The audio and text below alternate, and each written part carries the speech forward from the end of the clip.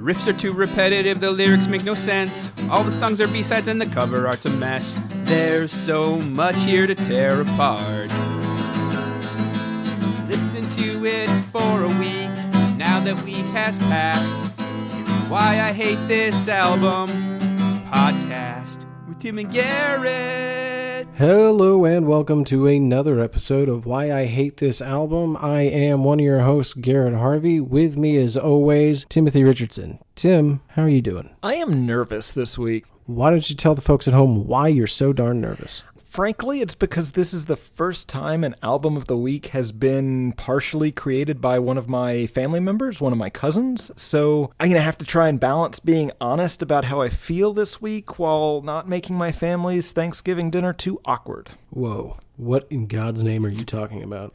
Hold on. We're not going to get into this at all. And you're going to tell everybody what the album is this week. And then immediately, you're going to tell me no fooling, no takebacks, honest to God, swear to Jesus and the Holy Ghost, you're not a fucking liar. So what album are we doing this week? This week, we are doing Backstreet Boys' Millennium, released May 18th, 1999. Great. Now everybody knows that. What the fuck are you talking about? My cousin. He's one of the Backstreet Boys. I actually didn't realize it until we did this episode, but... Okay. I think I understand now. I need you to be honest, Tim. You're not related to one of the Backstreet Boys. You are not legitimately cousins with a Backstreet Boy. I have known you for a very long time. Well, right. I didn't realize it until this week. That's not possible. Let's move on. Garrett, do you hate Backstreet Boys' Millennium? I hate you. That's fine. You've started us off on a terrible foot, but yes, I'll play along. No, I do not hate Backstreet Boys' Millennium. However, I am fully open to getting there. I may even be on the cusp already. So you're on the edge of getting there. I am not going to entertain this line of questioning. I know where it's headed, and I've told you we have a strict no edging policy on the show. So what about you, Tim? Do you hate this album? This falls under the category of albums that are just so far away from anything that was created for me that it would be crazy for me to say that I hate it. That being said, yes, I hate it. I have to say it is nowhere near as bad musically as I thought it was going to be. Okay, when you say musically, you mean completely excluding any singing whatsoever. Even with the singing, completely excluding the lyrics, it is still better than I was picturing it in my mind. So you like it a lot? No. I hate it, Garrett. You are the one who is on the edge of liking it and on the edge of hating it. I don't hate it. I do not like it. I almost hate it. You almost like it. No, they're not that close. There's a big chasm of dislike and then moderately dishate to neutral. Then you get to like. Had you heard it before?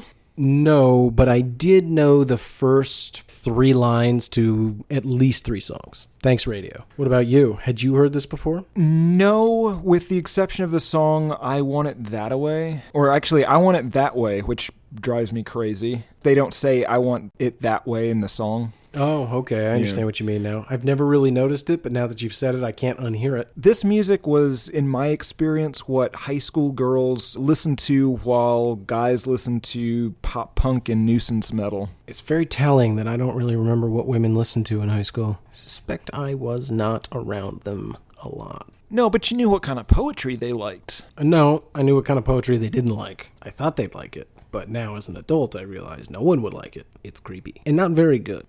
It's great, Garrett. All right, Tim. Before we get into what we think of this album, we always like to take a step back on the show, get a little bit of context for how this band came to be. So why don't you take us into the Wayback Machine and give us a brief history of the Backstreet Boys and how they came to make this very album of the week. The Backstreet Boys were formed in 1993 in Orlando, Florida by Nick Carter, Howie DeRoe, Kev Richardson, Bri Littrell, who wants us to call him B-Rock, but he can go fuck himself. Hold on. His name's Bri? Well, it's Brian, but I'm not calling him B-Rock. You could just call him Brian. Nah.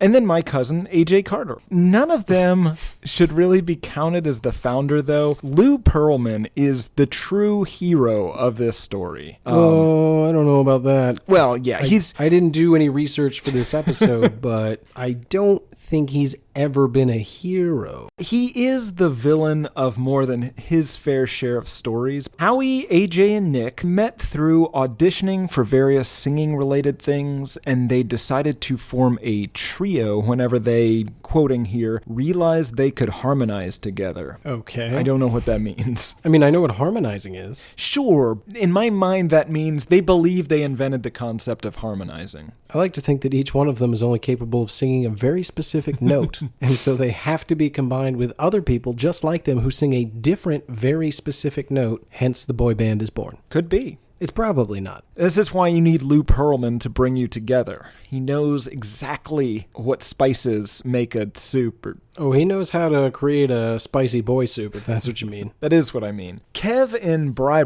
were cousins from Lexington, Kentucky, and then Kev moved to Orlando to work at Disney World, where he met the other three guys. 1992 rolls around, and Lou Pearlman, future Ponzi schemer, future felon, and future federal prison corpse, put out an ad in an Orlando newspaper looking for, and again quoting here, a New Kids on the Block look with a Boys to Men sound. That description has some vaguely racist undertones. I want to steal black people's sound, but sell it to white people that will only buy things that are made by white people. Put another way, I like the Boys to Men. I want that to be my band, but not black. Yeah. In 1993, Lou held an open casting call to lure hundreds of boys into his blimp hangar. Blimp hanger? Yeah, that's right. He has a... You can just have one? He's a Bond villain, so he can have one. Oh, that makes so much sense. The other three guys got picked after AJ. Then Kev called Bri, who, according to music legend, was in an 11th grade history class, and he told his teacher to fuck off, and he flew down to Florida the very next day. I didn't realize that was an option at 16. I didn't either. If only you could sing in a very limited range, Garrett. I know. I'm just cursed by this incredible vocal range, from raspy to shouty. They officially became a band, or a group, they're not really a band, on April 20th, 1993. Lou named them the Backstreet Boys after Orlando's Backstreet Market, a popular teen hangout which he was somehow intimately familiar with despite being a 39-year-old adult. Their first performance was at SeaWorld Orlando. Then they toured around while trying to get a record contract. A lot of those early shows were for some reason at high schools. Well, that's very weird. It is. They did eventually get noticed by a record executive at a Cleveland high school, and then they signed to Zomba/Jive Records. So there was just a record executive hanging out at the local high school? He maybe came to see them. I'm not sure. Maybe he's like a baseball scout who's hanging out at high school baseball games, looking at some boys, listening to them sing. You know, I guess that's not much different. It's much different. Is it? Sports players of most varieties, they're funneled into sports through high school. Musicians, that's not how that comes to be. Yeah, I guess that's true. If you're an A&R trying to sign a new band to your label, there's a lot of places you could see this band. Why specifically did you go to a high school? Boy, what if it was just coincidence? He was already at that high school for other reasons. And he's like, oh, I'll sign this fucking band. Look, Garrett, if you're at a high school and the Backstreet Boys are playing and you're an adult at that high school and someone's like, hey, why are you here? You say, I'm here to check out this band, not the other thing, right? What if this guy is just the world's luckiest pedophile? We can't rule it out. We don't know enough to say no. After they were signed, they were immediately flown to Sweden, like Britney, to record their first album. And what's happening in Sweden? I think they change out their blood, maybe finishing school. Sweden known for their finishing school, like media coaching. It seems like some sort of bizarre foreign exchange boot camp for new junior celebrities. At least pop singers, sure. Yeah, you can't take somebody like Kim Kardashian to finishing school, Tim. She'll just end up fucking Ray J on tape.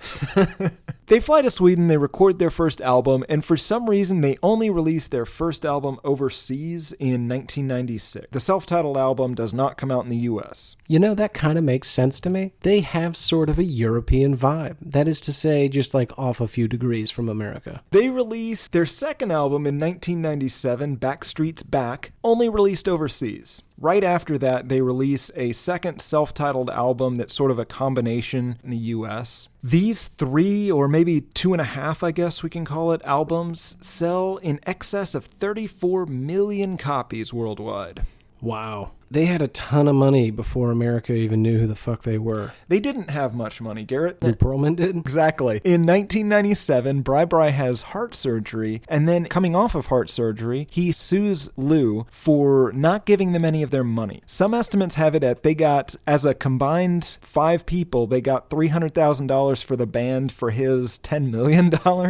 Seems fair. The rest of the band would eventually end up joining the lawsuit, and I believe this is whenever they part ways with Lou. Probably a good move. I mean, he got his. Lou Pearlman always gets his. Well, not anymore. Well, I guess technically he did get his in the form of a heart attack in a federal prison. And possibly a shanking. I don't think it was a shanking. Well, prisons are renowned for their shanking. Statistically, are you more likely to get shanked or die of a heart attack in prison? I say shank. Probably. In 1999, they released the album of the week, Millennium, and then they go on an Into the Millennium tour, which spanned 115 shows, 84 cities, and was sponsored by Sears. That's an odd sponsor. Yeah, the world was a very strange place in 1999, Garrett. This was before Why Tim K. True. The Atlanta concert on that tour is, to this day, the 5th highest attendance ever at a U.S. concert. Really? I don't know the number, though. That is an unimpressive statistic, then. You have done a poor job. A million people went. That can't be true. It could be, man. 500,000 people went to the Simon and Garfunkel concert in Central Park. A million people did not go to a Backstreet Boys concert. Debatable. It is not. Anyway, after this album comes out, they unilaterally declared their Jive contract null and void and renegotiated for an extra $60 million. So they stuck with Jive. They just renegotiated the contract. Yes. That's sort of surprising, right? They had just won the Lou Pearlman thing. They were all thinking they could take on the world. I guess Jive didn't fuck them. I guess just Pearlman did. But it is kind of shitty that nobody at Jive was like, hey, you know that contract you're signing? All the money goes to him. Is that what you agreed to? I feel like if I was in that room, I would have to say something. Garrett, if you are in a room with Lou Pearlman and a contract is being signed, you keep your fucking mouth shut. He will shank you. Okay, well, you're talking about shanking earlier, and you were very confident that he wasn't shanked. Does he have a history of shanking? That's the thing about Lou Pearlman. He does the shanking. He does not get shanked. You look at Inst, that girl boy band that he started with Britney Spears, he was doing all the shanking. Wait, he started Inst? Oh yeah, we'll get there. God almighty, this guy's amazing. He's a regular boy factory. A lot of boys grew up right after meeting him. He really ushered them into manhood. Yeah, with his shanking. Nope, didn't shank any boys. That's unproven. You're talking about wiener shanking, right? Right. Okay. It's been termed as sexual harassment, at least in the articles that I read. 2000 to 2001, 2 albums come out. One is their 4th album, Black and Blue. The other is a Burger King exclusive compilation that they release. Mm-hmm. And, well, it's only sold at Burger King, in case you're confused. It is not only songs about Burger King. It's not only songs sung in Burger Kings.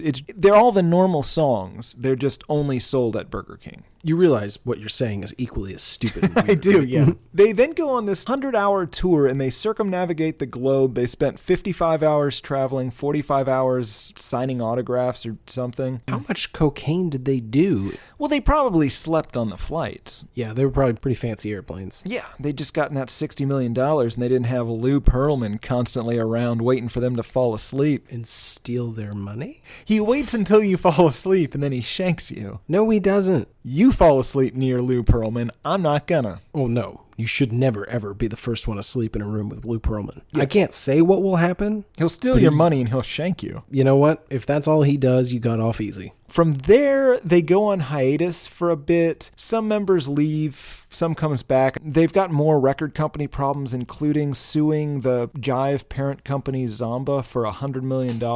They come out with more albums. They're still going strong to this very day. They did one of those Britney Spears Vegas residency things. They're 9th album is allegedly going to be released this very month. For those of you listening to this many, many years in the future, that's October 2018. Also, Good God. we really could have used your support back then in the early days. We're barely getting by. Garrett hasn't eaten in like a week. All his money goes into the podcast. Just pouring it in there. It's just a big hole in the backyard that I pour my money into. Yeah, and a podcast comes out. I mean, we keep putting it out, so I'm going to keep putting my money in that hole. I don't fully understand the connection either. I'm not a technical guy. What I'm saying is, I got to keep that money hole filled if I want to keep the show going. And if you want to keep the show going, you got to support it. I mean, we're not asking for any money, so I'm not terrifically sure what we're talking about, but we could use the support. We should probably figure out the money part of this. You just keep doing what you're doing. I'll keep doing what I'm doing. I've noticed you have not put any money in the hole. Is it possible that I have a hole in my own backyard, which, as we've discussed, is also your backyard? I haven't seen one. I haven't seen you putting any money in it. I'm out there 23 hours a day putting money in my hole. Well, I think we should just, in good faith, just assume that I am also putting money in some sort of hole. You don't need to assume. It's about you. You could just tell me and then I don't have to assume. Because assumptions, Tim, have a saying about them.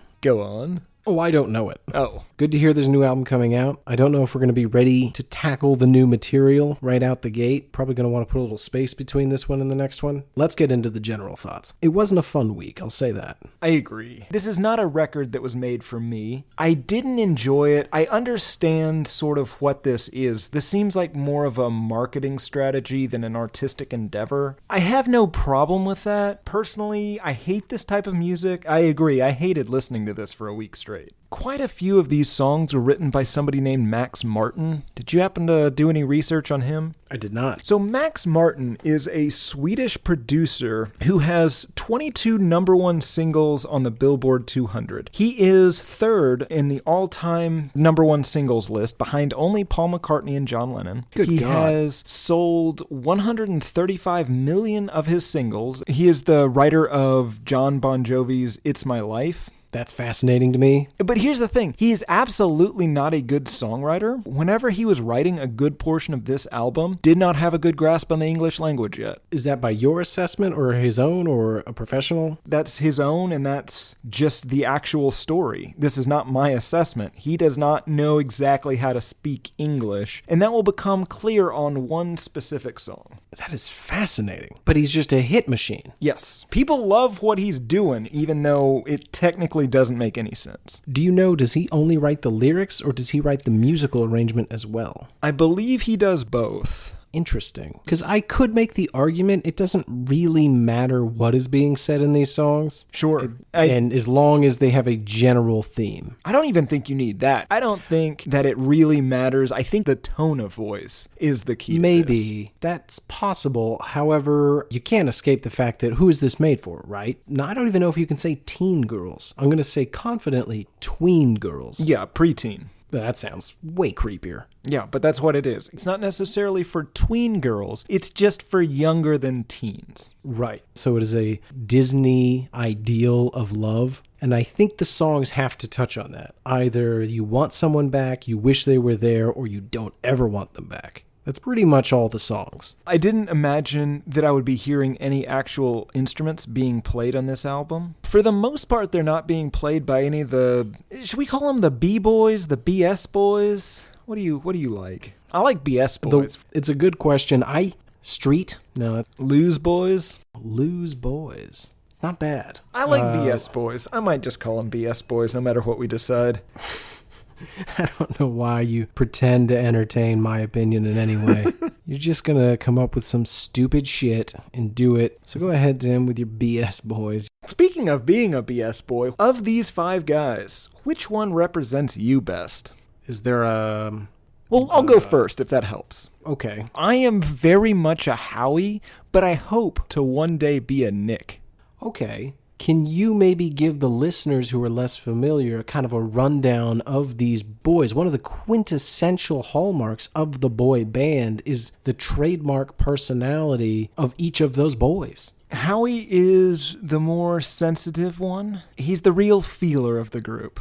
Okay. AJ, he's more of a rebel. He's got that... He seems like a bad boy. Yeah, he's the sort of guy that gets both of his ears pierced and grows Van Dyke. But you know that underneath it, he's got a good heart. Oh, he'll help you move. He won't do that. Kev is sort of the wise one, kind of the older sibling of the group. Bri, he is sort of the goody two-shoes of the group. He is... So you're kind of a Brian? No, I'm a Howie. The feeler? You're the sensitive one? Yeah. Nick Carter, he is the baby, but if I have to say, he is the handsome one. You didn't have to say. At all. Nobody asked. Also, they are wildly different ages. AJ was born in 78, so he is 15 at the time of the Backstreet Boys. Howie is 20 at the time this all started. Nick was 13.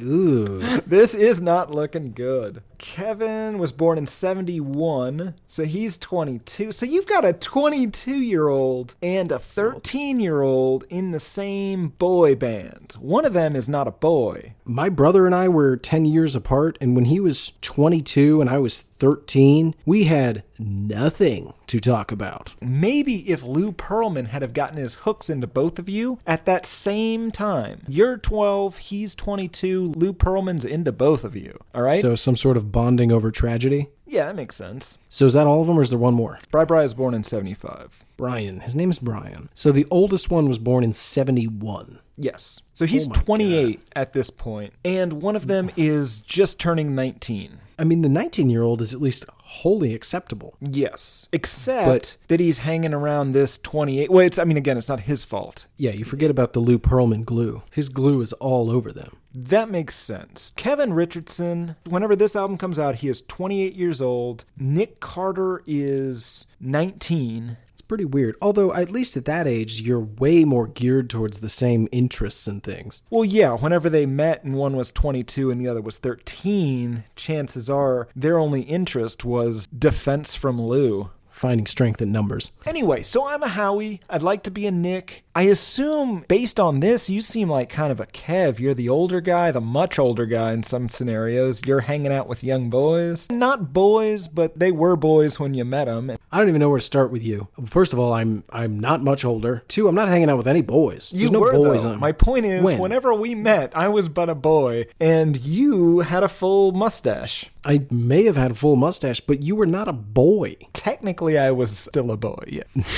You were the sort of person who saw a young boy and said, I can mold him into something, and it doesn't even matter what comes after that.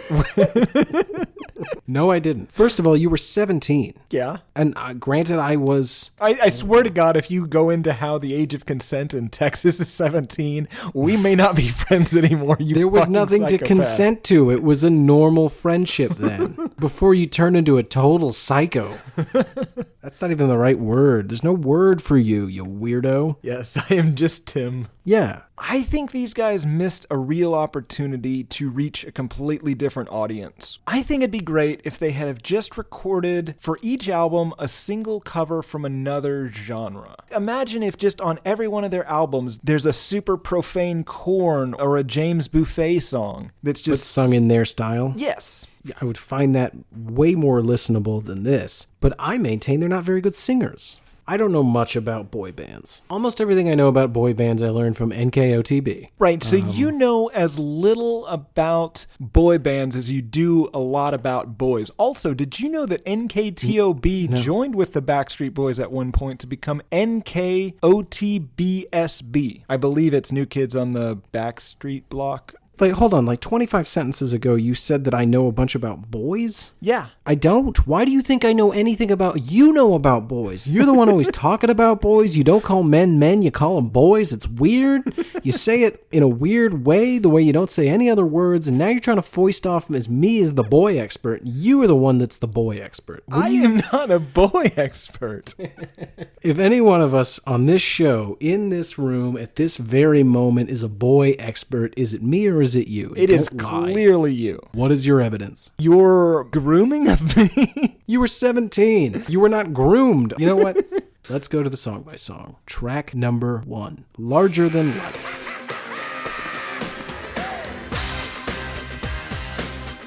Were you unnerved by the opening laugh and that later turns into a cackle? Yes, it kind of had like an Ozzy Osbourne Crazy Train-esque thing to it. The problem with my music listening habits is that I almost exclusively listen to these albums on headphones because they are not worthy of my speakers. When you have whispering or when you have giggling in the mix, I get paranoid. I am constantly looking out for a murderous clown, and I'm not going to let him get me. But when you put stuff like that in, I am pretty convinced there's one in the room. Yeah. The other thing at the beginning that drove me fucking crazy, it sounds like Living on a Prayer with the talkbox thing. It sounds very much like Living on a Prayer. First, we get a song about how they maybe hate, maybe love their fans. I think they love their fans, but they don't necessarily love fame. And that makes sense. The first chorus, all you people, can't you see how your love's affecting our reality? Every time we're down, you make it all right. They get energized by their young fans, which we will come back to presumably a lot. Yeah, I want to say up top, I actively avoided writing notes that had anything to do with the weird and creepy innuendo contained in this album. Because, to be perfectly honest, Tim, we've had some really dark things on this show lately. So I said, you know what, maybe it's me. I'm looking for this stuff in the album, so I'm going to ignore it. I'm going to write every single thought and note that I have that has nothing to do with the fact that these men may or may not be trying to seduce younger women. And then if I still at the end of the week feel as though it's important to call it out, then fine. I'll address it then. I gotta say, it's just littered throughout my notes. We need to address it here. There's some very disturbing lines in this song. The vast majority of their fans have to be probably 15 and under, especially at this point in their career, because they don't have that nostalgia factor bringing in older listeners. So the lines are, looking at the crowd and I see your body sway, come on, wishing that I could thank you in a different way, come on. They're saying they would like to thank their fans with banging, right? Yes, that is irrefutably a reference to banging. Now, I am looking for alternative theories left, right, and center here. What if, Tim, this is in fact not addressed to those tweens and teens? What if it is in fact addressed to their mothers? What? There's bound to be some hot ladies in the mom group, especially how young these girls are. Oh, the mothers of the fans. I thought you meant their own mothers. Oh, you're sick. That comes in at the end of this album. Wow. You know what? You're not sick. I take it back. I mean the mothers of their fans. Because they're probably, 25? You know, at the oldest 30. For one of them, it's very age appropriate. Yeah, that could be the case. I don't think it is, though, as we'll get into some other lyrics. But I think they might be some sort of either fame or youth vampires. Oh, Tim, I'm going to let you finish. However, I do want to note, in my notes, right here, there it is, black and white, are we dealing with some kind of adulation and or attention monster? The lyrics, all of your time spent keeps us alive. All you people, can't you see how your love's affecting our reality? Every time we're down, you can make it right. Is it possible that they somehow sustain themselves physically through the adoration of teen and or preteen girls? I wasn't even going to bring it up because I felt a little silly, to be perfectly honest, but the fact that you and I both came to the same very reasonable conclusion... It is reasonable. Some sort of fame monster. So here's a semi-related follow-up question. Is it physically possible for just anyone to sustain themselves through the adoration of, we'll say, 18-year-olds? No. Okay, you cannot feed upon attention. If I was in a boy band, could I? Or does, Lou Pearlman have to bestow that ability on me? Don't let Lou Pearlman touch you. Lou Pearlman cannot give life, he can only take it? I think that you have to already have the gift, the curse. I don't know yet. We've seen sorrow suckers before. Bands that seem to live and thrive purely off the sadness of others. This is something different. Be thinking about what could potentially be this creature that lives on the attention and adoration of fans. Okay. The music video for this song takes place, and quoting here, a futuristic space setting that is similar to that of Star Wars, Blade Runner, and The Matrix. It holds the Guinness World Record for the 14th most expensive music video. The music video for this cost $2.1 million. Did you say the 14th most? Yeah. That's not a record. How do you get a Guinness World Record for being the 14th best at something? I'm the 14th best at a lot of things in the world. Once again, I have to say, the people over at Guinness are just doing a shoddy job. Track number 2, I Want It That Way.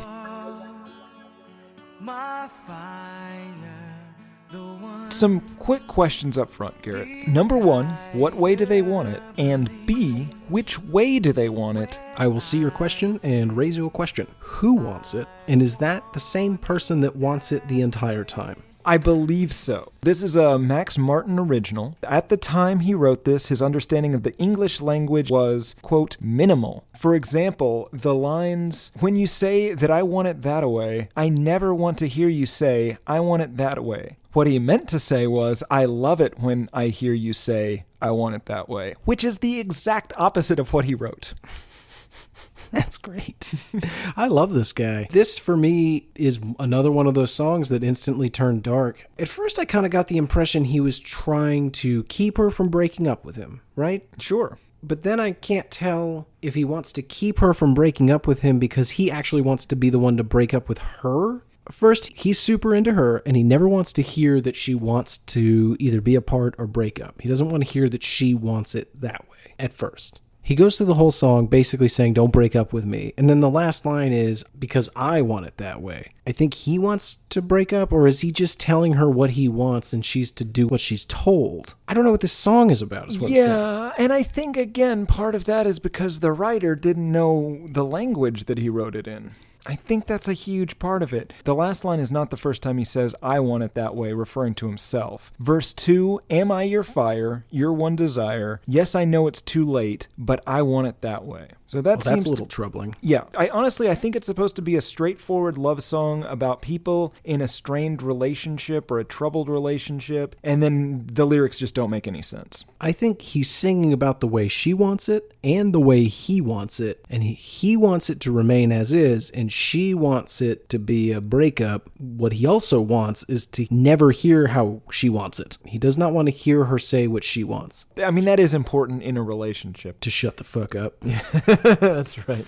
So at first glance, it seemed to be about a selfish lover. Believe me when I say, I want it that way. Later, whenever she wants to take, we'll say, agency over their sexy times, but I never want to hear you say, I want it that way. He does not care how she wants it, Garrett. He wants it the way he wants it. I can't stand the fact that you keep saying that away. I have noticed it. It has not gone unnoticed. It's driving me crazy. Because as I mentioned, I didn't even hear it when I listened to the song. But I completely agree. They do say that. I thought that was what the song was called. I was surprised to find out that it was called I Want It That Way. You're an idiot. I thought there was an extra A. This is one of the worst songs on this album. For one of the most popular, it's one of my least favorite. This whole album, this is a very odd reference. Do you remember Chris Kattan? Yes. Saturday Night Live's Chris Kattan. Yeah, I remember him from Corky Romano. Of course you do. He must have done a sketch at some point where he danced to some Backstreet Inst 98 something degrees, whatever, song. And in typical Chris Kattan fashion, I assume it was a crop top and short shorts, because that always happened. Because he's a small man and it's very funny. So this entire album, I kept picturing Chris Kattan dancing to a lot of these songs. That would have made it far more fun for me. It helped. And then I started thinking about one of the best rich guy pranks on the planet. If I could afford to pay Chris Kattan and hide him in various locations where I know you're going to be, to have him appear out of nowhere with glitter and dance to I Want It That Way until you are, basically force dance you right out of the room. Although with you, he's going to have his hands full, literally. I think you would be disappointed at the lack of reaction on my part. You would eventually react on like day 36 as you're going through TSA and you look up and there's Chris Kattan with a goddamn magnetic wand. You would kill Chris Kattan. Yeah. But it'd be so great. It would be I so don't hard see not why to getting laugh. Chris Kattan murdered is a fun rich guy prank to you. Well, that part's sad, but in the 6 months before you killed him, it'd be really funny. Where are all the crazy places you can hide Chris Kattan? He's a small man. Hamper? Do you have a hamper? I do, but I feel like the way you would want to do it is to have him spring-loaded at all times. And I don't know exactly how you pull that off. You want Springs. Well, right, but you have to constantly be constructing false garbage cans and stuff that just explode into Chris Kattan. Well, you just wedge him into spaces, like the closet or the bathroom. I'm sorry, my closet and bathroom are more than large enough for a human being to enter. I don't... Well, no, he's got to crouch so he Gotcha. can spring out at you and sing. Well, he's not singing, he's dancing. The fun comes in when you hide him in truly creative places, like the backseat of your car, your trunk on a road trip. So you don't open your trunk for 6 hours only to have Chris Kattan pop out fresh as a daisy. He's always fresh as a daisy. It doesn't matter how many Texas counties into New Mexico into Arizona you drive through. It's 135 degrees in that trunk, and he is not sweating. How does he do it? No, I don't know. He's just smiling. He just has that plastered smile across his face. Just ready to hit play on that boombox and dance you into oblivion. If I could somehow get him in the hotel room before you check in, that'd be terrifying. Hide him under the bed, and then as soon as you turn out the lights, wait till you get dozy, and then have him hit play on that and just slowly rise next to you. See why this is such a fun prank? I like the idea that out of my peripheral vision, I just see that horrific grin just sort of rise up out of the darkness and just, God damn it, he's here, isn't he? I'll arm him at all times with a can of bear mace in case you snap. Listeners, where would you hide Chris Kattan? Hashtag hide Chris Kattan. Right, but just tell us, don't actually hide Chris Kattan in either of our lives. It's not as funny as you think. It will end in a dead Chris Kattan. We both live jam-packed lives. Neither one of us have time to deal with Chris Kattan in random places. Or in any capacity, really. Yeah, I don't even want to be behind him in line at a super salad. Yeah, he takes all the cherry tomatoes and just fuck that guy. And he doesn't even eat them. No. But I'm not going to take them off his tray. He just knows that I want them, and I won't Yeah, it's a let me have power them. move. It's all about power with Chris Kattan. Track number 3, Show Me the Meaning of Being Lonely.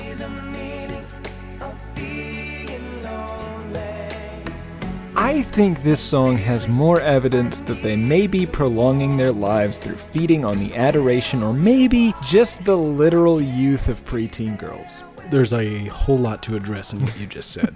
Yeah. First of all, extending their lives. So do they eat normal human food and then they are also maintaining their youthful appearance and longevity through supplemental use of youths and or their attention? I'm not 100% sure how it works. I would expect that they would at least eat food in public to keep up appearances. Minimum. Right, but I'm talking strictly for nutritional purposes. I don't know. I don't know how that digestive system works after you make the change. The change, so they were not always this way. No, and in fact, I don't think they are old. I don't think that this is a Bon Jovi situation. They have not lived centuries at this point. And again, we need to come up with something to call it. Youth sucking, preteen sucking, kid sucking. I don't think we should say kid sucking. I don't like any of those. Youth suckers. I suggested youth sucker on a previous episode and you shouted me down. My point, though, and the important point, is that they have not lived for centuries at this point. They have only very recently become undead preteen suckers. Again, allegedly. Of course, allegedly. This isn't a Lou Pearlman situation. We need to be explicit. We don't know. I think they are sucking the youth from the children. So once they are finished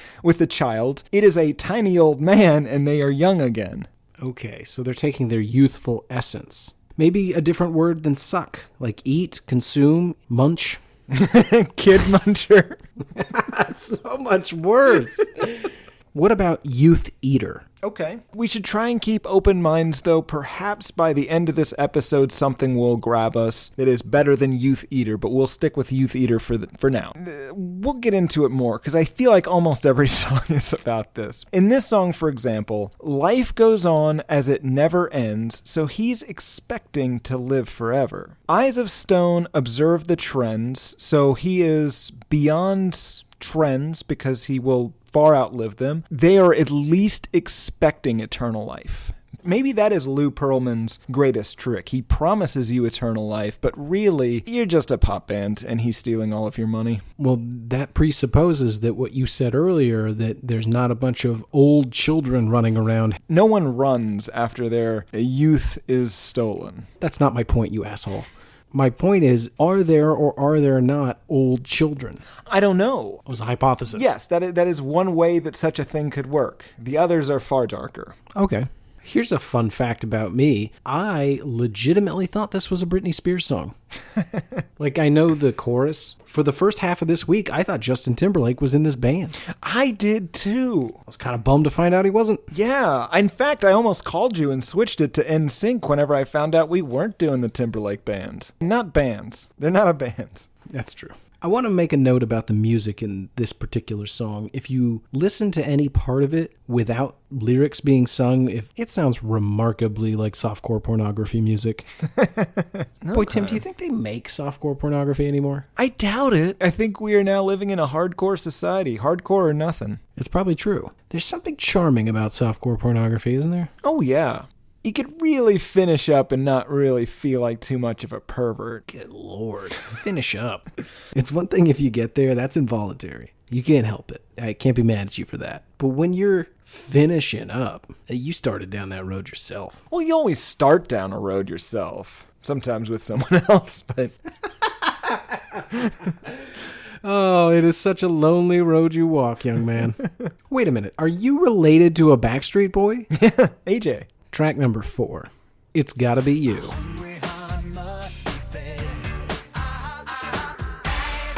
I think there's more evidence in this song that they live in some sort of Stephen King novel. You're talking about the living off of the youth and such? Verse 1, I cannot control it anymore. I have never felt like this before. You really make me lose my head. My hungry heart must be fed. They are eating the essence of preteens, and we as a nation just stood by and let them. Is it your hypothesis that they cannot be above a certain age? I don't want to do this anymore, Garrett. Let's stop doing this podcast and instead do anything else. Jesus Christ.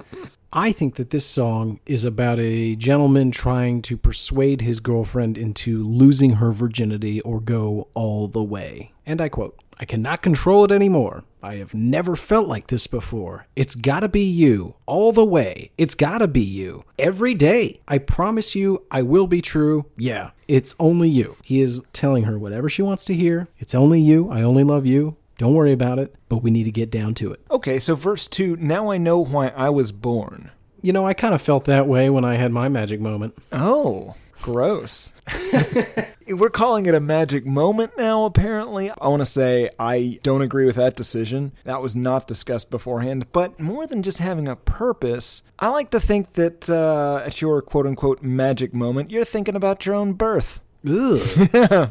Well, it could be another way of saying why I exist. Yeah. That's disgusting. You're disgusting. I think that there is a case for plagiarism in this song. First, I will give you the line, then I will give you the line as it is given in the song, and then I will give you the line that sounds exactly like this line that they stole it from. I promise you, I will be true.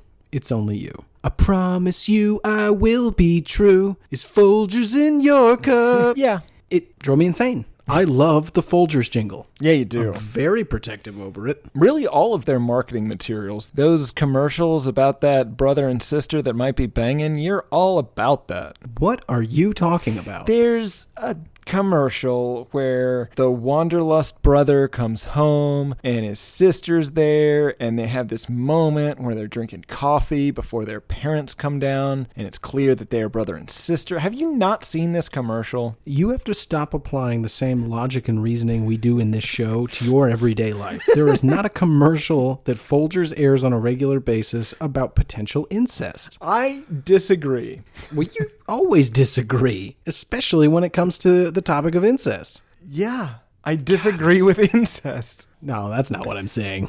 It is. I disagree with it in every case, including whenever it is promoted by Folgers, no matter how much you like their delicious coffee or their commercials. I actually don't care for their coffee. I really like their commercials, though. Make me feel safe. Before you knew that one of them was potentially about incest. Yeah, that makes me feel very nervous. Track number 5, I Need You Tonight.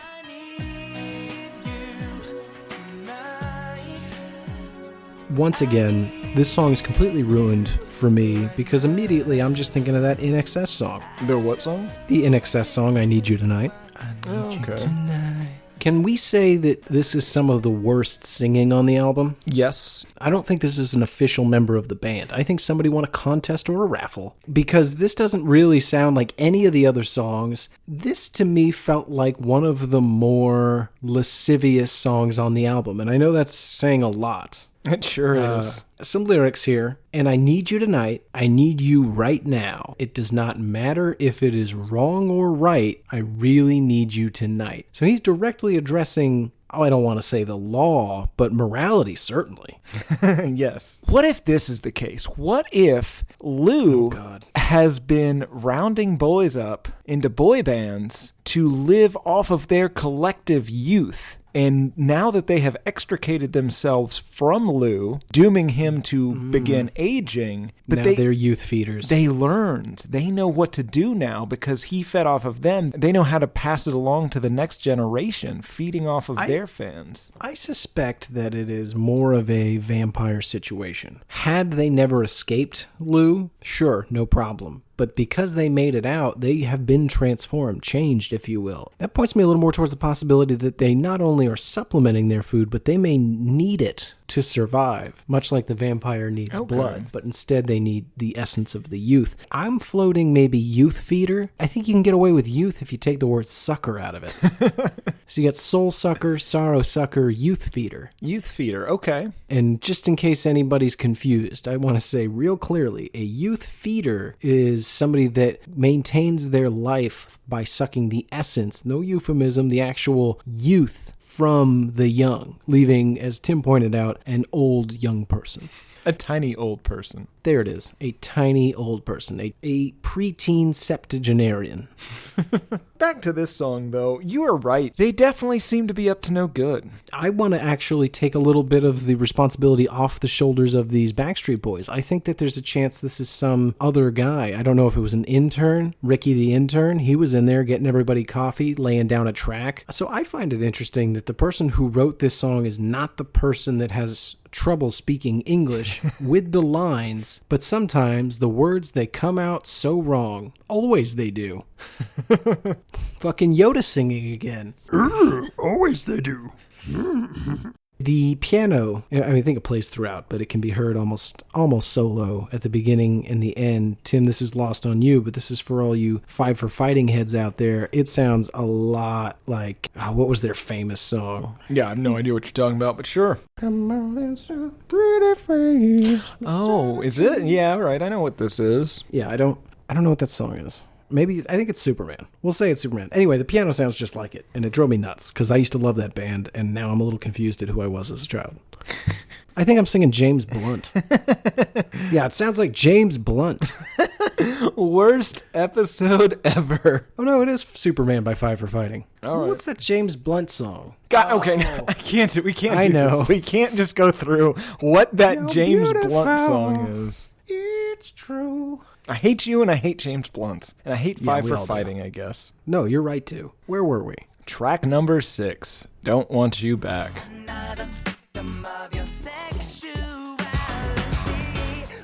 Thematically, this song really seems to conflict with just anything else on this album, right? I completely agree. There are some pretty embarrassing lyrics on this song, but let me give you some specifics. You hit me faster than a shark attack. You saw my picture on the back street's back, all right? I should have known that I would be another victim of your sexuality. I'd like to think one day you will be a victim of my sexuality. I already have been. I mean one day. You have not. By the legal definition of sexual harassment. Look, we can't get into legal definitions here. What definitions would you like to use? Your definitions? Yes, because your ideally. definition of a hug is sexual assault. This is Max Martin, the non-English speaker. That makes sense to me. You hit me faster than a shark attack. Yeah, that's something Americans are saying, right? They are more and more. I don't know if you've been watching the news, Tim. Sharks are coming for us. The only thing that separates you and me from being completely murdered to death by sharks is land. Garrett, I'm going to throw this out there. I don't know if I'm on board with sharks. Oh, God, I forgot about this. I never should have brought this up. Tim, I'm going to give you no more than 30 seconds on this because it's utter nonsense, and I'm going to preface you. I'm going to steal as much of your fucking thunder as I can. Tim may or may not believe in sharks. Go ahead. So that is not exactly the case, Garrett. I would not say that I don't believe in sharks. I would say that you, sir, believe in the conspiracy of sharks. Sharks are essentially a marketing tool. They put Shark Week on every summer. There is no debate about the existence of sharks. I can take you to go see a shark right. I thought you said you were afraid of sharks. I am. Okay, so if you believe there's a shark there, why would you go? Land. Also, he's trapped in a box. What? You've trapped a shark in a box? That doesn't I seem haven't. nice. Responsible marine biologists have trapped sharks in boxes. That doesn't Not sound me. responsible to me. Well, that's a debate for another episode. The point is, and I don't want to hear another word about it, I am not challenging you. I am saying this for everybody's sanity. There are sharks. They are real. Tim doesn't seem to think so. I agree in the sense that if we all assume that sharks are real, we will all be safer because the ocean is a very dangerous place. It's just not a dangerous place because of sharks. It is, though. No, it's not. There's octopi. Nope. We're done. Okay. We're done. All right. Sharks exist. Nope. This song has a lot of weird sound effects, right? Yes. It sounded like experimental Michael Jackson, like really, really bad late stage. Was it supposed to sound kind of spooky? I know what you're saying. I would never phrase it like that, but I do agree. I think what I'm trying to say is that it was an odd choice to play a CD filled with haunted house sound effects during your song. So you read some lines earlier, Tim, regarding sexuality. Then you threatened me, basically. I did not. You did, sexually. I think that this might be, remember earlier when I said that they might be singing not to their, well, what we now know to be their source of food, perhaps to the mothers of that food source? Tasty treat for later. Yes. If you want to put it that way, since everyone's nice and legal, we can go ahead and use your creepy terminology. Tasty treat for later. So I think when they're singing, you were more than just a pretty face, so she seduces him, but I should have known that I would be another victim of your sexuality. So she's some sort of Black Widow-esque creature that travels from band of boys to band of boys, seeking out the vulnerable, seducing them, and then, how did I put it? Victimizing them. Now, how do you well, okay. What a ridiculous question this is. How do you victimize someone with their sexuality? I just have to look back on our friendship. Okay, Tim, is this song about you? No. I don't actually even buy your idea that a woman is victimizing them. I don't think that's a reasonable idea, simply because of this. It's 1999. They spent at least 4 years under the tutelage of Lou Pearlman. There is no way that they are being victimized by anyone. They are the victimizer. Not if he fell in love with her and she just wanted to bang a Backstreet Boy, but then go back to her very normal suburban life. She has a kid, for God's sake, Tim. That's roots. She's got roots. Now, if she can bang out some 19-year-old at the show, get what's-her-face a t-shirt, or maybe the child gets turned into a little old lady through some completely unexplainable process, then she returns back. She's got carpool on Wednesdays. This is a late night for Tuesday night. I'm going to bang this 19-year-old, then it's back to Mulholland Court, making PB&Js for Billy and now her very old little Susie.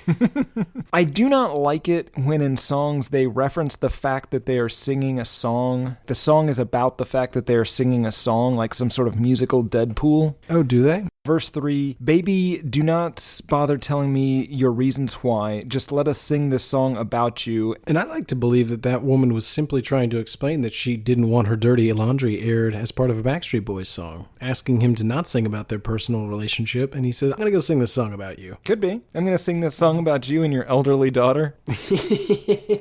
Track number 7, Don't Want to Lose You Now. I've got this feeling you're not gonna stay.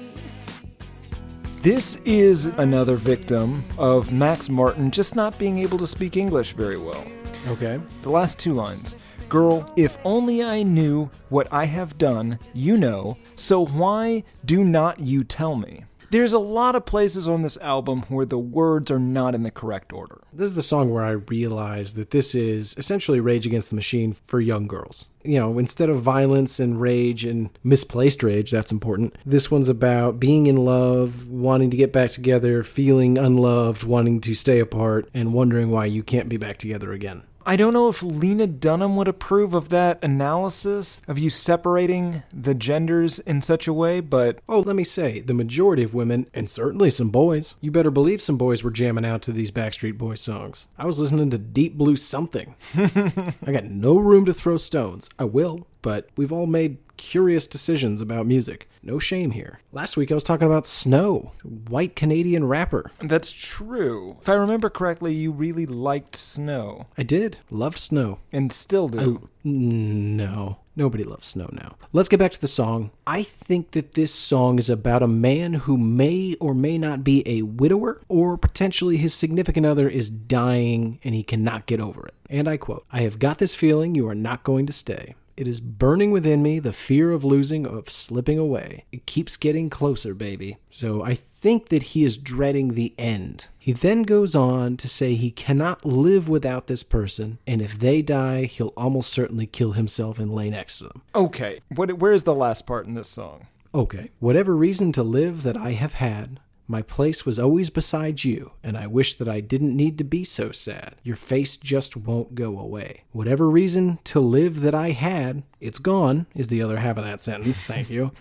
"My place was always beside you, and if it's gone," beside you is an interesting way of saying that, and if it's gone because she's dead, then beside her is in a grave next to her. Okay, so he is planning on doing the Tim and Garrett special. Right. No, there will not be any fireworks. We'll already be deceased before being locked into the coffin with the corpse. We're quite different on two fronts, at least according to your living will. You don't know that there's going to be no explosions at that funeral. Right. He definitely isn't going to go into the coffin alive. It's a very untraditional choice you've made, and one that I do continue to protest pretty vehemently.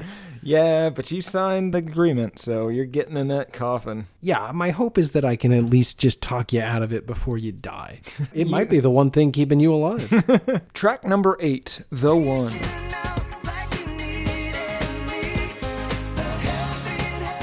Is this about Jesus? I don't think so. May I quote? Sure. "I'll be the one who will make all your sorrow undone. I'll be the light when you feel like there's nowhere to run. I'll be the one." That does Sounds sound like Jesus' role in my life. Could this song be about the practice of pretty womaning prostitutes?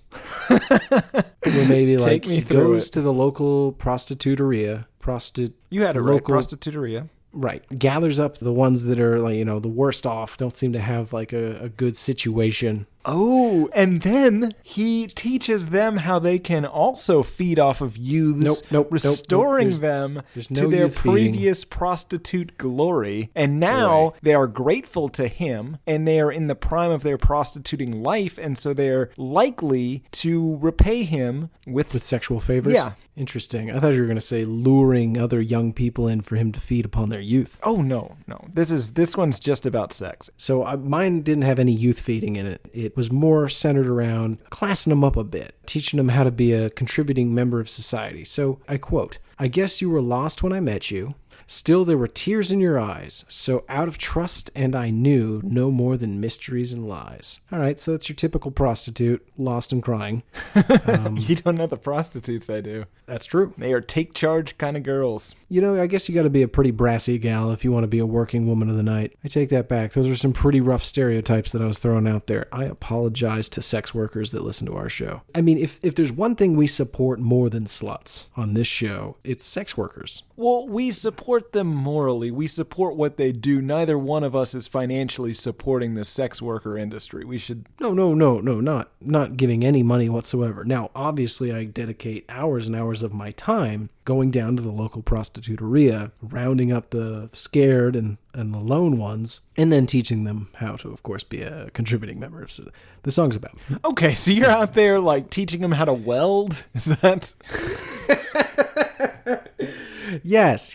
It's essentially a trade school. We're not accredited. Can't imagine. But we've got a lot of dedicated volunteers down at the center. And this song, I think, is the perfect theme for what we do down there. And I quote, "To hold you and make sure you'll be all right, because my faith is gone, and I want to take you from darkness to light." We take you from the darkness and seedy underbelly of often violent, unrewarding sex for money, and replace that with helpful and useful skills like woodworking, truck driving, and as you mentioned, Tim, spot welding. So the lines, "to hold you and make sure that you'll be all right, you need me like I need you." I guess America is the me that needs the trade workers.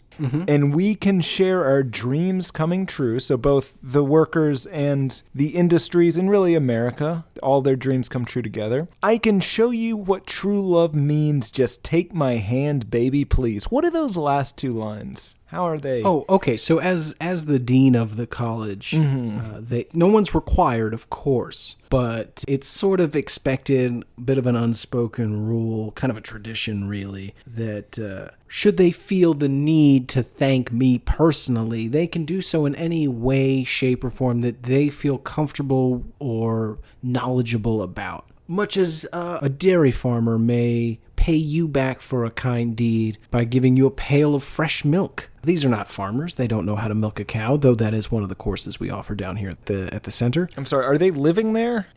We do have some residents. We've set up some dormitories. They're in, it's my guest bedroom. We're pretty much at capacity right now. I think at last count we're up to 12 in there. What we've gone ahead and done is we built cots into the wall so you can fold them up during the day. They're all on hinges. Very flexible space. They got a ping pong table. They love it in there. Which way is the lock facing? Well, there's a number of locks, Tim. Jesus Christ. Stop imprisoning people. Stop enslaving people. I don't understand how you justify the fact that you, in 2018, keep human slaves. That's clearly what you're doing. We should both acknowledge that. I am doing my part. I am not keeping human slaves. At all. You didn't let me finish. Oh, okay. Sorry. Of course, there's locks on the door. There is a lock on their side of the door so that they can control who comes in and who goes out. Any problems there? No, that's now, very of course, there is also a lock on the other side of that door. What's that one for? To keep them safe from anything getting in. But see, that's not how that works. How do you mean? So you're saying this is a lock that you can lock, and then you take away the key, and then no one can open it from either side. Correct. It's still troubling. I mean, it is open at 8 a.m. every morning. I'm still not okay with this. Would it help at all if I mentioned that no resident is required to stay at the dorm? Everyone's free to go whenever they please, but if you're in there at 8 p.m., that door gets locked. I don't know what your game is, but I am going to bring you to justice. It is very normal to lock the doors to a dormitory from the outside. It is not. What are you talking about? Every dorm I've ever snuck into in college was locked from the outside. Really? Of course. Can't have some crazy weirdo just wandering into your dorm. I don't think you understand what the from the outside means. From the outside keeps people from the inside from getting out. Well, okay, that's true. Here's the problem, Tim. We had some incidents early on because people were forgetting to lock the door from the inside. Mm-hmm. So now from my side, I'm taking responsibility for my tenants, their residents. They pay a tuition. There are several forms of payment. We are very flexible and offer a number of plans. So, okay, just to sum up here, you have gone to a prostitutery. You have taken some of their workers, the prostitutes. You have Nobody taken took. them. Okay, well, you have the prostitutes came with you to your home where they all filled out entry applications, signed waivers. I am summing this up. Prostitutes from the prostitutery have come to your home where you, on a nightly basis, lock them into a room. Now, you, in exchange for payment of their choosing, but after they pay you, you then teach them to spot weld, woodworking, or to be a kindergarten teacher. Oh yeah, kindergarten teacher is very popular. Okay, track number 9, Back to Your Heart. I'll do anything to set things right. The words in this song sound like the last words spoken before the start of a hostage situation. It is not that I cannot live without you. It is just that I do not even want to try. Every night I dream about you, ever since the day we said goodbye. We are in the start of a standoff. We're in the start of the end game. Yes. There's no going back. So then he says, when the negotiator gets there, gets him on the phone, he says, I do not know how it got so crazy, but I will do anything to set things right. This man is not going to do well. You always start with a helicopter in a hostage situation. You got to get out of there. Got to get to that LA airport with Alan Rickman. This is a song that Kev co-wrote, I guess I should say, for his wife in an attempt to win them back after they were separated. It does very much sound like a hostage situation. So it's funny that you say that it was written by this dude to try to win his wife back, because this is my God's honest opinion of this song. It sounds like the empty and transparent words said by a junkie looking to get back into a woman's life after he finds out she's doing pretty good. The words to say, the road to take, to find a way back to your heart. What can I do to get to you and find a way back to your heart? He's literally looking for whatever he can say or do to manipulate her into getting in on some of that sweet cash. Maybe an uncle died. Maybe she's got a nice inheritance coming. It's tough to say. And it's kind of interesting because the verses all seem to be what he's actually going to say to her. You know, I don't know how it got so crazy, but I will do anything to set it right. Your love is so amazing. Give me one more chance. No one on this earth loves you like I do. But then the choruses are what he's actually thinking, which is what you're saying. It's this weird, manipulative, actual reason he's saying this. Track 10, Spanish Eyes.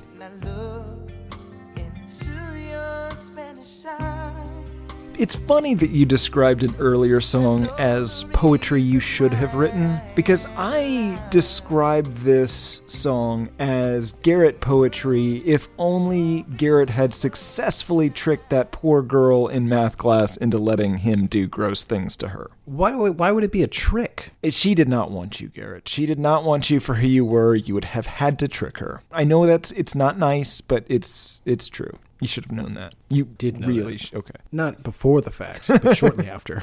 Yeah. It seems like successful Garrett poetry. I loved you from a distance. I cannot believe how close that we are when I look into your Spanish eyes and the world is so beautiful tonight. All right, so you're saying, I think we agree, this gentleman has potentially been admiring this woman for either some time or from a distance perhaps, and now he is reveling in just how close he is to her, potentially on a date or maybe even an intimate setting. I don't know. I think just emotionally close. He has won her over, and now they... Oh, yeah. Emotional, you say. Right. Again, this is successful Gary poetry. Interesting. Well, don't let me forget, at the end of this song, I will read very unsuccessful Garrett poetry. I think you should look up that girl in high school, call her and yell at her, because had she banged you way back then, your poems, instead of being sad boy things, would have been love songs of a boy band quality. Yeah, but then I would have had to deal with Lou Pearlman and his busy hands. They're so busy. Not anymore. Well, no.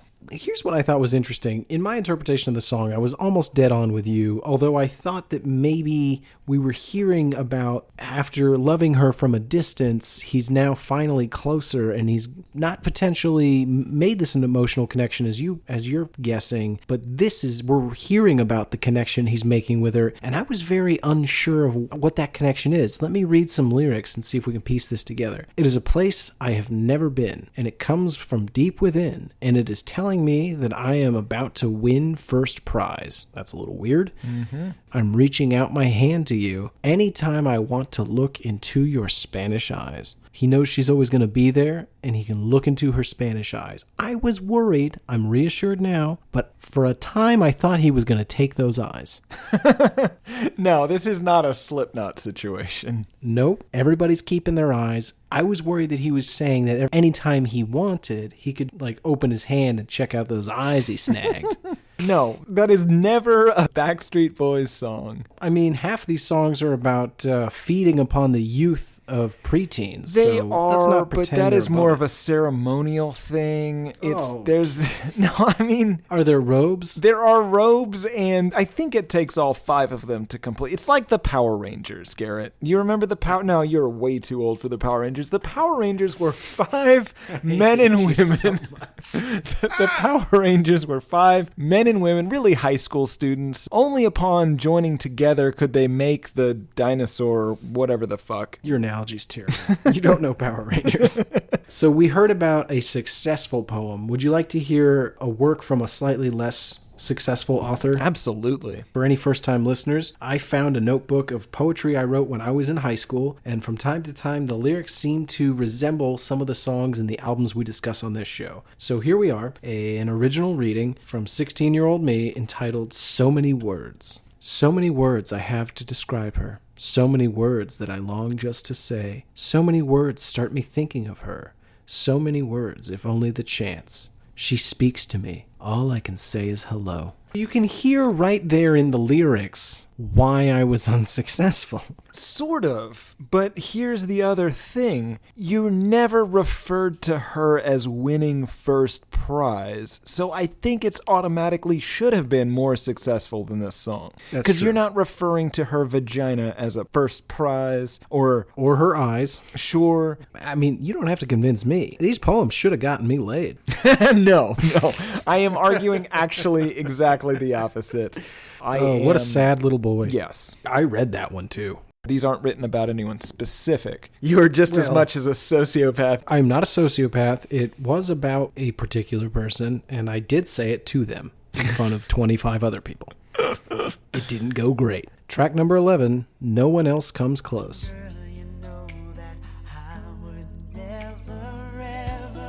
This is the only official cover on this album. It's written by R&B singer Joe in 1997. This is, I think, them doing the New Kids on the Block look with a Boyz II Men sound. Yeah, they're trying really hard on this one to sound like Boyz II Men. It's not working. The content of the song is very confusing. I think that this is a song about a man trying to convince a girl not to be angry that he cheats on her regularly. Okay, I can see that. He says, "But girl, you know that I would never, ever let another one's touch come between the two of us, 'cause no one else will ever take your place." He's basically saying, oh yeah, I'm gonna bang other women, but that's not like what we have. It's different. It's emotional. That doesn't work, right? No, you should not. You should not attempt No. that. Yeah, and later in the chorus, no one else comes close to you. No one makes me feel the way you do. You are so special to me. Blah blah blah. I'm probably gonna bang somebody else. No probably about it.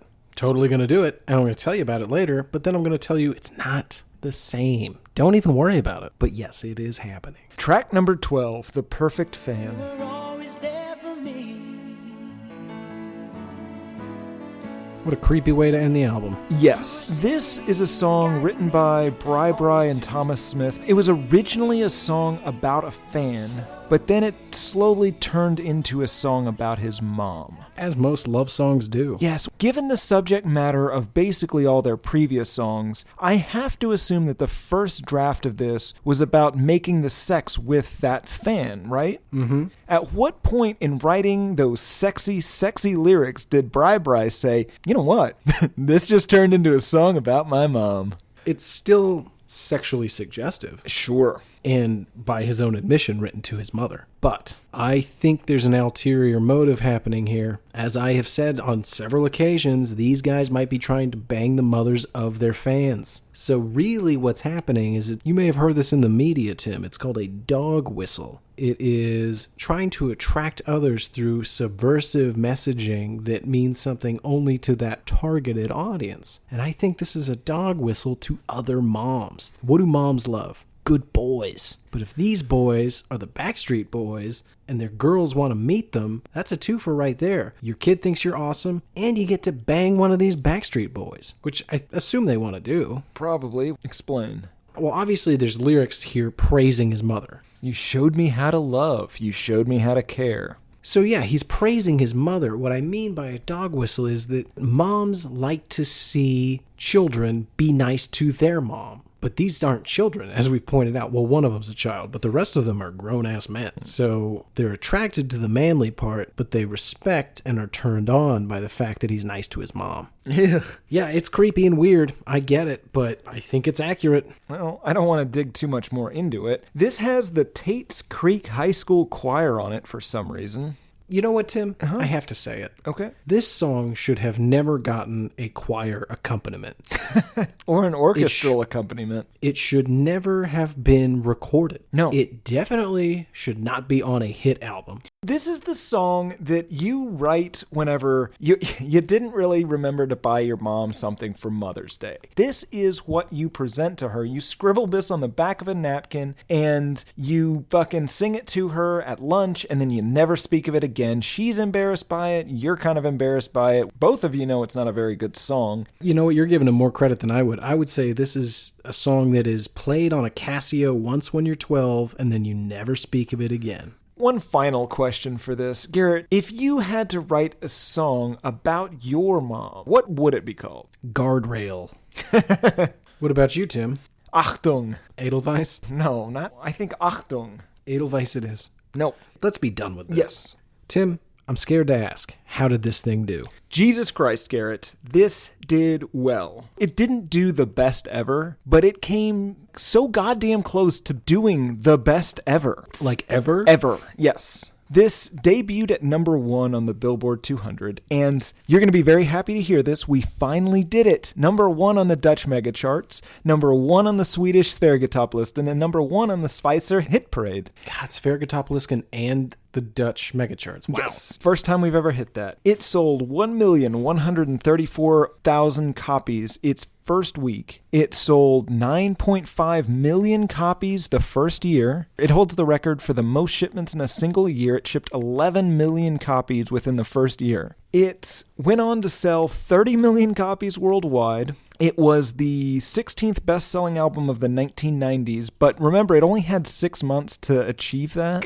Here's some truly horrifying context. Their next album, Black and Blue, would sell 1.6 million copies the first week, and it made them the first band or vocal group to sell over 1 million copies in the U.S. the first week, 2 albums in a row since the Beatles. Jesus Christ. And it's so bad. They have sold over 100 million copies worldwide. It puts them between Guns N' Roses and George Strait. It's more than Prince. It's more than Paul McCartney. It's more than the Beach Boys. It's more than Bob Dylan. Okay, well, it's all well and good to sell all the copies in the world, but what did people think of it? Well, let's start with what Robert Christgau thought of it. So the Christgau game, I will read a Robert Christgau review, and Robert Christgau is a reviewer who has been for numerous publications reviewing albums for the past approximately 50 years. He is a crazy person who will write something that may or may not have anything to do with the album, and then he gives it a grade that may or may not have anything to do with the album or with what he's written about the album. The Robert Christgau game is I will read the review, and Garrett will attempt to guess what a crazy person thinks.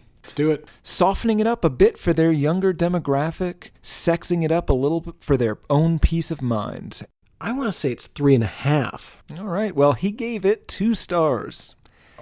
Didn't really care for this album. Man, I'm off my Christgau game. How disappointing. I blew it. What about idiots on the internet, Tim? Did you find any interesting reviews as you scoured the Amazon product website? I definitely did. Amazon had 1,095 total reviews, 4 out of 5-star average, 72% 5-star, 10% 1-star. First review by Dax Michaels from 2015. It's called, "If you want to cause a cardiac crisis at your grandmother's retirement home, then have her play this at full blast for all to hear." That's the title. Yes. Okay. These boys can sing. The songs are energetic and young. If you are in your 50s and feeling like you need a lift, then listen to this CD and feel the youth returning to your orifices of your abused body. If you want to cause a cardiac crisis at your grandmother's retirement home, then have her play this at full blast for all to hear. 5 out of 5 stars. 2 huge things right off the bat. 50-year-olds, you gotta stop including your age when you rate things on the internet. Nobody cares. Two, Tim, did we prolong our lives? I thought I looked about 4 months younger at the end of this week. Is it possible that listening to this music youthens you up? Are we potentially, without knowing it, youth eaters? I like to think that we are not. There's a chance that this guy is very quietly on the down low letting folks know, listen to this album, regain your youth, a la Cocoon. What else you got? All right. Next review. It's called Great CD, but lyrics on some songs problematic for teens. This is by Cameron from 2014. Great songs, but a bit much. Sexually suggestive lyrics and encouragement of both infidelity and lying during a relationship. Yes, those things happen in life, but to preach such things to a teenager just starting to understand the facts of life will just lead them down the wrong road. Watch your body sway when you're looking at me, makes me want to thank you in a different way. There's good rhythm and great sounding music, but I would not recommend it for your teenager. Any songs that suggest sex before the marriage commitment are flat wrong, and being sexually active before entering into a marriage bond will likely cause a marriage to dissolve within 6 months to a year, or the person or persons will never enter into a marriage bond at all and go from one illicit relationship to another. I know I'm preaching, but I know what I'm talking about. 5 out of 5 stars. So this album is too sexually suggestive and adult for this woman? Cameron. I believe it's a man. For Cameron. But I think if you're married, you can listen to it. Oh, absolutely. After you enter into that marriage bond, anything goes. Great reviews. But now I got to ask you the first of two very important questions. Who's this for? Man, I don't know. Teen girls 2 decades ago? That nails it right on the head. Yeah. And some gentlemen. Let's not leave them out. Sure. Let's move on to final thoughts. It's not for me. It wasn't intended for me. I do not like this type of music or this album. I mean, I seem to be in the minority on that, frankly, given how well it did. Maybe I'm wrong. This is a mediocre boy band. It is not very good. Yeah. Again, I was pretty angry that Justin Timberlake wasn't on here. And in fact, I thought a couple of these songs sounded like boy band parody songs. They're not good. I don't like it. That's probably why not many of them, if any of them, went on to have solo careers. And who could care? So, Tim, do you hate this album? Yeah, I think so. What about you? Do you hate this? I do. All right. Got you there. You did. We just tipped you over the edge, but we got you from edging to there. No, I was never edging, and you didn't get me just over the edge. I'm all the way there. The song quality sucks. The singers are not very good. The lyrics were literally written by somebody that didn't understand the language they were writing them in. Even though it is not for me, I hate it. Okay, quick question. Ed Sheeran, Backstreet Boys. Which do you prefer? I think I got to give it to Sheeran, maybe entirely because of Galway Girl. I think entirely because he's playing his own instruments. He's good call, Tim. Yeah, I gotta go Sheeran. You hate it. I hate it. You might secretly like it. Tough to say. We have a rare correction. We almost never get anything wrong, but we have a follow-up item from the Avril Lavigne episode. I'll give it to you, Tim. Okay.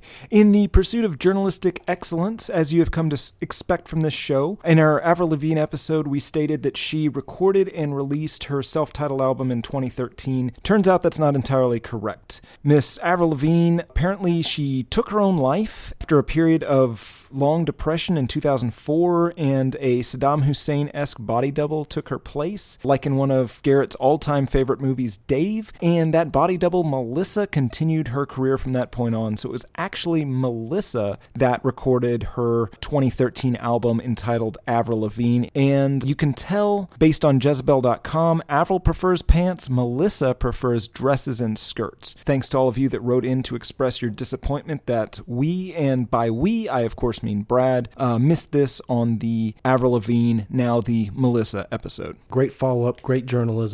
And that's what we do here on this show. That just about does it for us. As always, please rate, review, subscribe. The more you do it, the more folks see the show, the more they download it, the bigger it gets, and the more time we can spend on it. We really do appreciate it. We read every review. We've been putting them all together. We're going to read some on the air whenever we have a shorter episode and a little more time, because some of them are really, really funny. You can go to hatepod.com. You can email us by hitting the contact us in the upper left-hand corner. You can go to facebook.com/hatepod, and you can write us some stuff on Facebook. You can go to hatePodMail@gmail.com. Write us directly. You can go to Instagram @HatePod, or you can go to Twitter @AlbumHatePod. There's so many ways to talk to us, and operators are standing by. For Why I Hate This Album, I am one of your hosts, Garrett Harvey. I'm the other, Tim Richardson. The riffs are too repetitive, the lyrics make no sense. All the songs are B-sides and the cover art's a mess. There's so much here to tear apart. Listen to it for a week, now that week has passed. Here's Why I Hate This Album podcast with Tim and Garrett.